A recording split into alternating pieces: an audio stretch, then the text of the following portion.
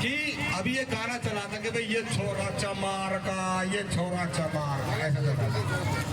साथियों, बाबा साहब ने कभी एक जाति के लिए आंदोलन नहीं किया। संविधान में भी चमार नहीं लिखा है। हमारे जो सर्टिफिकेट बने हुए हैं उसमें ये लिखा है कि ये फलाना आदमी एससी जाति से, अनुसूचित जाति से संबंध रखता है। और अनुसूचित जातियों में उन लोगों को रखा गया है जिनके साथ छुआछूत का व्यवहार हुआ हो। जाति का मामला नहीं है। आप कहते भाई हम तो ग्रेट चमार है, हम दलित हैं। ये जो शब्द है ये आपके मनोबल को तोड़ने वाले शब्द हैं। और जब तक आपका मनोबल डाउन रहेगा, नीचे रहेगा, आप कोई लड़ाई नहीं जीत सकते।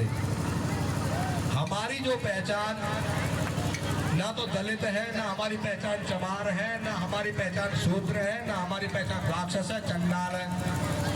ये हमारी पहचान नहीं है। ये पहचान तो हमें ब्राह्मणों में दी। अगर हम ये कहते हैं भाई कौन है, कहते मैं तो चमार हूँ और बिल्कुल पक्को चमार हूँ, तो वो खुश हो जाता है कि ये वही आदमी जिसको हमने गुलाम बनाया था ना, तो अब भी हमारे द्वारा दी हुई पहचान को बता रहा है।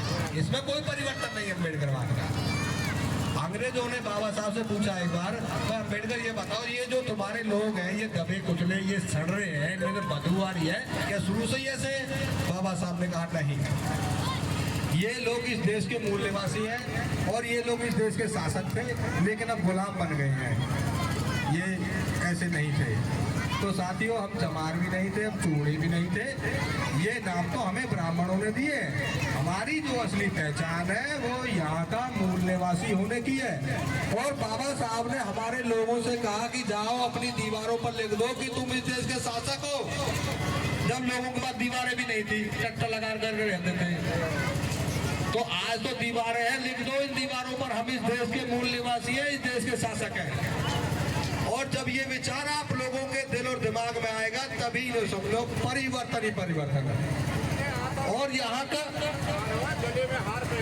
हाँ, हार तो हार का मतलब हार ही है। और मैं एक बात और आपको बता दूं कि यहाँ पर जो सबसे ज्यादा माताएं बहनें हैं, और जब जो यहाँ की जो लड़कियां हैं, जब वो किसी अपने इनकी शादियां हो जाएंगी तो वहां जाएंगी, तो आपको वहां समझौता नहीं करना कि वहां के रंग में रंग जाए।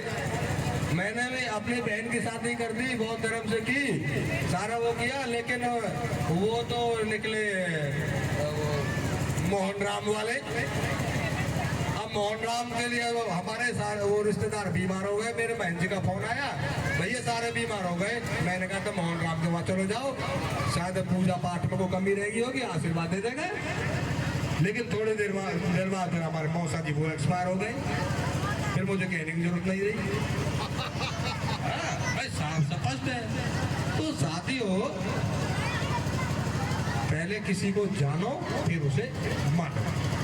मैं आपके बीच में आ रहा हूँ, कई बार आ गया, उसे थोड़ा थोड़ा जान गया हो, जान करके थोड़े मान लोग लगोगे। और हमारे घर में जो ये बैठे हैं, देवतान के बारे में बैठे हैं ना, भैया हनुमान कौन बताइए, पता ही ना।